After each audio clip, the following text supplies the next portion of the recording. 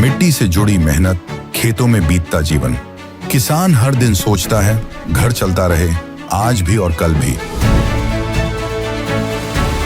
मौसम बदलते हैं, फसलें बदलती हैं, खेती के साथ साथ घर की जिम्मेदारियां भी चलती रहती हैं। भविष्य की इन्हीं जिम्मेदारियों को पूरा करती है एनपीएस, जो किसानों के कल को नया भरोसा और पेंशन की पक्की गारंटी देती है। एनपीएस भारत सरकार के अंतर्गत पीएफआरडीए के द्वारा एक विनियमित योजना है जो किसानों के लिए बुढ़ापे में पेंशन सुनिश्चित करती है।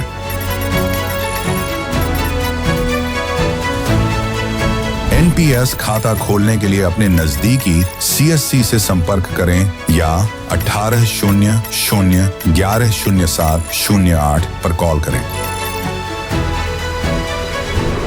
पेंशन की पक्की गारंटी के लिए एनपीएस जरूरी है।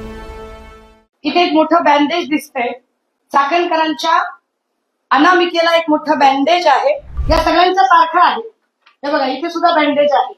ज्या बाईंना महिला आयोगाच्या अध्यक्षपदी बसवलेलं आहे त्या बाई 2 सप्टेंबर 2024 ला सोमवती अमावस्येच्या दिवशी स्वतःची अनामिका कापून अशा पद्धतीची तंत्रमंत्र विद्या करतात। मला एका वेगळ्या गोष्टीकडे जायचंय की एका पीडितेने सांगितलं की चाकणकर स्वतः तंत्रमंत्र विद्या करत होत्या आणि अक्षरशः आपली अनामिका कापणे। आता हे अनामिका कापणे हे काय प्रकरण आहे हे मला माहित नव्हतं। मी त्याची जरा माहिती काढायचा प्रयत्न केला, तेव्हा मला त्याची जी माहिती मिळाली ती फार धक्कादायक आहे। मी त्याची एक कॉपी काढून आणली आहे। अनामिका कापतात, कशासाठी कापतात बघा ते। तंत्रमंत्र विद्येमध्ये हाताची अनामिका अत्यंत महत्वाची मानली जाते, कारण ती सूर्य आणि शुक्र ग्रहाशी संबंधित असून ऊर्जा वहनाचे मुख्य केंद्र आहे। या बोटाचा वापर मुख्यत्वे मंत्राचा प्रभाव वाढवण्यासाठी, विशिष्ट मुद्रा करण्यासाठी किंवा एखाद्या व्यक्तीला वशीभूत करण्यासाठी केला जातो। या बोटाद्वारे ऊर्जा शरीरात प्रवाहित किंवा शोषित केली जाऊ शकते।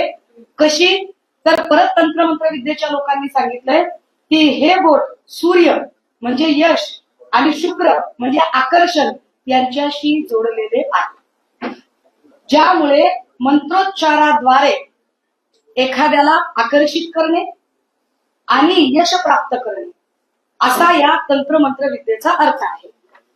त्यांनी सांगितलं की ताई हे विशिष्ट वेळेला करतात। कधी करतात? हे सोमवती अमावस्येला करतात। हे सोमवती आम्हाला इतकं काही त्याच्यातलं नॉलेज माहित नव्हतं। आणि मग एक फोटो एका माऊलीने पाठवला, याचा स्क्रीनशॉट बघा, याच्यात तारीख आहे खाली 12 सप्टेंबर 2024।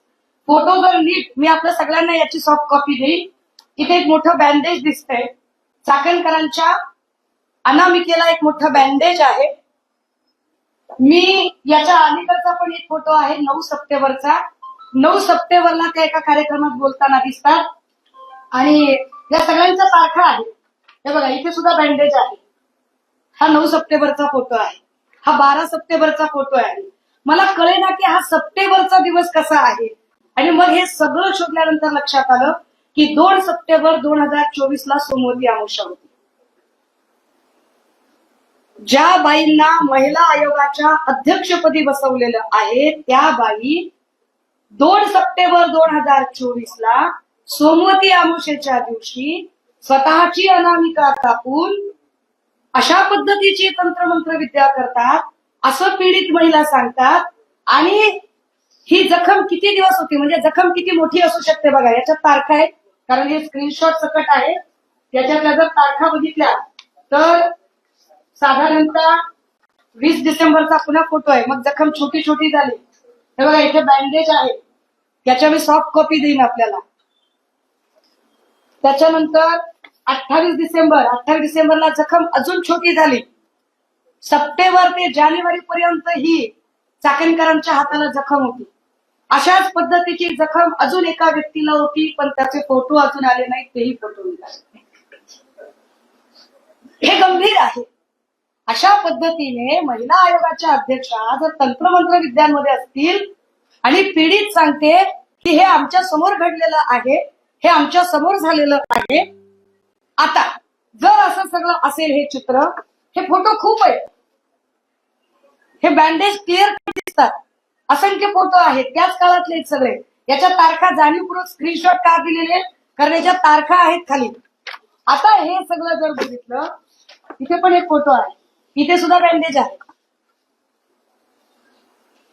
आता आमचं असं म्हणणं आहे की ज्याला प्राईम फेज मध्ये क्रिमिनल कॉन्स्परन्सीचा भाग म्हटलं जातं, एखादा गुन्हा करताना त्याच्यातला सक्रिय सहभाग.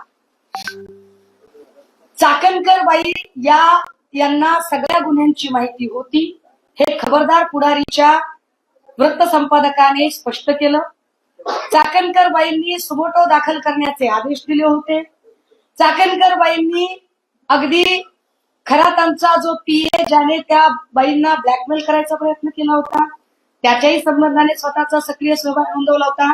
1 वर्षापासून हे सगळं चाललं होतं. पोलिसांनी 10 दिवसाचा सर्व्हिलन्स लावला होता. आता जर एवढा सगळा सक्रिय सहभाग जर चाकणकरांचा तिथे दिसत असेल, तर या पत्रकार परिषदेच्या माध्यमातून माझी पहिली मागणी असेल की चाकणकर यांना तातडीने अटक केली पाहिजे. पहिली. दुसरी मागणी काय आमची, चाकणकरांची ज्याला आपण कन्फ्रंटल एन्क्वायरी म्हणतो, समोरासमोर बसून ही कन्फ्रंटल एन्क्वायरी ही झाली पाहिजे. तिसरं, चाकणकरांची नार्को टेस्ट झाली पाहिजे.